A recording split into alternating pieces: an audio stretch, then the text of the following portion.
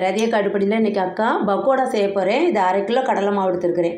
எங்களுக்கு மழை காலத்தில் வீட்டில் ஏதாவது ஸ்நாக்ஸ் செஞ்சு வச்சுருவேன். அப்புறம் மெயினாக என்னென்னா, எங்கள் வீட்டில் டெய்லி 2 பீஸ் பக்கோடா இல்லாமல் நாங்கள் சாப்பிட மாட்டோம் சாப்பாடு.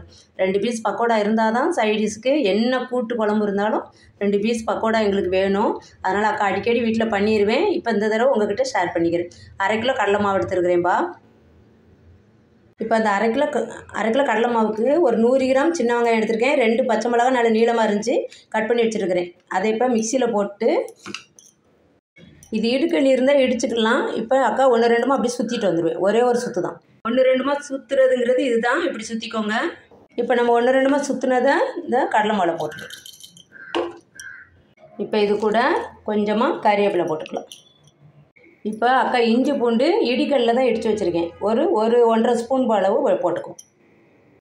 இப்போது இது கூட என்ன சேர்க்குறோன்னா, ஒரு 1/2 ஸ்பூன் சோம்பு, கொஞ்சமாக பெருங்காயத்தூள் ஒரு 1/4 ஸ்பூன் அளவு சேர்த்துக்கோங்க. இப்போ இது கூட கார்ன்ஃப்ளவர் பவுட்ரு ஒரு 2 ஸ்பூன், அப்புறமா தனி மிளகாத்தூள் ஒரு 1/4 ஸ்பூன். இப்போ சமையல் சோடா மாவு அப்படி இல்லைனா ஆப்ப சோடா மாவு எது வேணால் சொல்லிக்கலாம், ஒரு 1/4 ஸ்பூன் போடுறேன்க்கா. இப்போ இதுக்கு தேவையான சால்ட்டு ஒரு சின்ன ஸ்பூன் ஃபுல்லாக தூள் உப்பு போடு. இதெல்லாம் போட்டாச்சு. இப்போ இதுக்கு தேவையானது 50 ml ரீபண்ட் ஆயில். வாசனை இல்லாத எந்த ஆயில்னாலும் ஊற்றிக்கோங்க. இப்போ நல்லா பெசரணும், நம்ம நல்லா பிசைஞ்சிக்கணும். நல்லா எல்லாத்துலேயும் நல்லா கலந்து விட்டுட்டு அதுக்கப்புறம் தான் நம்ம வாட்டர் தெளித்து பிசையணும். அக்கா அந்த பவுல்லேருந்து வேறு பாத்திரத்துக்கு மாற்றிட்டேன் நல்லா பிசைகிறதுக்காக. அங்கே பார்த்தீங்களா, இது அந்த ஆயிலு அந்த சின்ன வெங்காயம் சத்து ஈர சத்து எல்லாம் சேர்த்து நல்லா கலந்ததுக்கப்புறம் தான் இப்போ நம்ம தண்ணி தெளிக்கணும். இது சூப்பராக இருக்கும். இந்த பக்கோடா நம்ம வீட்டிலே செய்கிறது நம்மளுக்கு அவ்வளோ டேஸ்டியாக இருக்கும்பா. இது இனிமேல் தண்ணி தெளிக்கலாம்.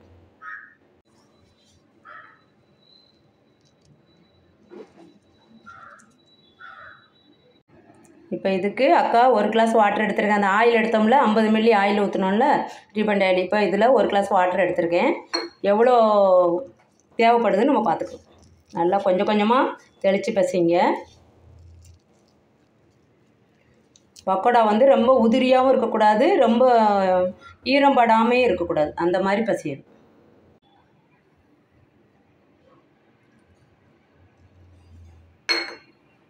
இப்போது இந்த பக்குவத்துக்கு பசைஞ்சிக்கோங்க. இங்கே பார்த்தீங்களாப்பா, நம்ம இப்படி உதிர்த்து போடும்போது உதிர்ற அளவுக்கு பார்த்தீங்களா, தண்ணி அவ்வளோவா தண்ணியும் இருக்காது, தண்ணி இல்லாமலும் இருக்காது. அந்த மாதிரி பார்த்தீங்களா, இந்த மாதிரி நம்ம இந்த கட்டி கட்டியாக நம்ம எடுத்து போடும்போது ரொம்ப உதிர்த்துலாம் போட மாட்டேக்கா. எங்களுக்கு கட்டி கட்டியாக செஞ்சால் தான் பிடிக்கும் இந்த பக்கோடா. அதனால் இந்த பாருங்கள், ரொம்ப தண்ணியாகவும் அக்கா கையில் பார்த்தீங்களா தண்ணி ரொம்ப இருக்கவும் கூடாது.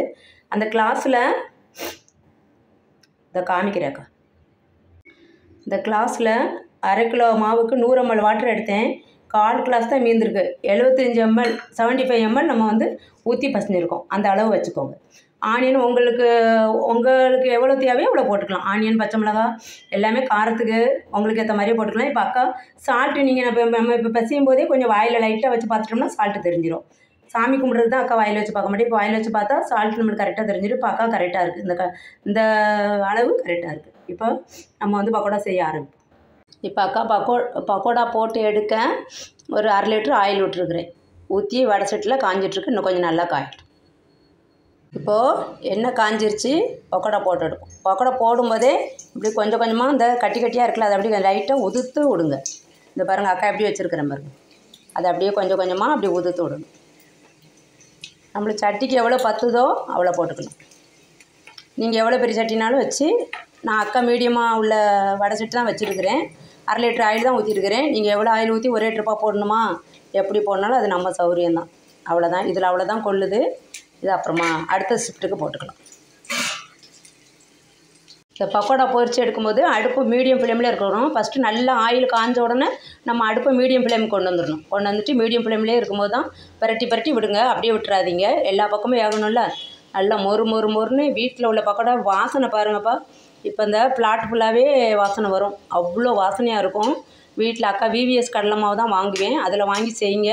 பியூர் கடலை மாவு செய்யும்போது நம்மளுக்கு வாசனை டேஸ்ட் எல்லாம் சூப்பராக இருக்கும். கடையில் வாங்குகிற பக்கோடாலாம் எதுக்கு, எங்களுக்கு வந்து மதுரை பக்கோடா வந்து எங்களுக்கு இங்கே கிடைக்கவே இல்லை. ரொம்ப அலைஞ்சோம் வாங்குறதுக்கு. அங்கேயாவது அடிக்கடி வீட்டில் வாங்கி வச்சுப்பேன். இப்போ என்ன பண்ணுறதுன்னா, அக்கா இங்கே வீட்டிலே செஞ்சிடுறேன். வீட்டில் செஞ்சால் தான் மதுரையில் உள்ள பக்கோடா மதுரை பக்கோடா இது. மதுரையில் இப்படி தான் செய்வாங்க. அக்கா இப்படி தான் செய்வேன். மதுரை பக்கோடா சாப்பிட்ணுன்னு ஆசையாக இருந்ததுனால இப்போ வீட்டிலேயே செஞ்சிடுறது. இங்கேயும் விற்கிறாங்க, எனக்கு அது திருப்தியே இல்லை. அதனால் நீங்களும் இதே மாதிரி செஞ்சு பாருங்கள். ரொம்ப ரொம்ப ரொம்ப சூப்பராக இருக்கும். கொஞ்சம் வேகட்டும். பக்கோடா நம்மளுக்கு எடுக்கிற ஸ்டேஜில் வந்துருச்சு. இங்கே பார்த்தீங்களா, கரெக்டான நிறம் கிடச்சிருச்சு, வெந்திருக்கும். இது அப்படியே எடுத்துரும். அக்கா எல்லாத்தையும் நல்லா சிம்மில் வச்சுட்டு எடுங்க, கருகாமல் இருக்கும். ஷிஃப்ட்டு போட்டிருக்கிறேன். இன்னும் 2 ஷிஃப்ட்டு வரும், போட்டு முடிச்சிடலாம். ஆயில் அப்புறம் ஆறிடுச்சு, அதுக்கப்புறம் ஹீட் பண்ணோம்னா ஆயில் நல்லதில்லை. ரொம்ப ரொம்ப ரொம்ப டேஸ்டியாக மதுரையில் எங்கள் அம்மா செய்கிற பக்கோடா ரெடி. மதுரை பக்கோடா ரொம்ப ரொம்ப ரொம்ப சூப்பராக டேஸ்டியாக இருக்கும். செஞ்சு பாருங்கள். பார்த்துட்டு அக்கா கமெண்ட் சொல்லுங்கள். அக்கா போட்ட அந்த அளவுலே எல்லாம் போட்டு செஞ்சு பாருங்கள். கர கர மொறு மொறுன்னு இருக்கும் இப்போ பக்கோடா. சூப்பராக ருசியாக டேஸ்டியாக இருக்கும். ஒரு பீஸ் இருந்தாலே நாங்கள் வந்து ரைஸுக்கு என்ன கூட்டு இருந்தாலும் ஒரு பீஸ் கண்டிப்பாக வச்சு சாப்பிடுவோம். இந்த பக்கோடா இல்லைன்னா எங்களுக்கு சாப்பாடு கிடையாது. அந்த மாதிரி டீக்கு அக்கா எடுத்துப்பேன். டீ காஃபிக்கு ரொம்ப ரொம்ப ரொம்ப டேஸ்டியாக இருக்கும். செஞ்சு பாருங்கள். பார்த்துட்டு அக்கா கமெண்டில் சொல்லுங்கள். தேங்க்யூ. 5 மினிட்டில் செஞ்சிடலாம். நீங்கள் வெங்காயம் எல்லாம் டக்குன்னு இடித்து வச்சாலோ மிக்சியில் சுற்றினாலும் எது வேணால் பண்ணிக்கோங்க. அக்கா போட்ட அளவே பண்ணிவிட்டு இந்த மாவில் போட்டு பிசைஞ்சு அப்படியே போட்டு எடுத்துட வேண்டியதான். இந்த மழைக்கு சுட சுட செஞ்சு கொடுங்கப்பா. தேங்க்யூ.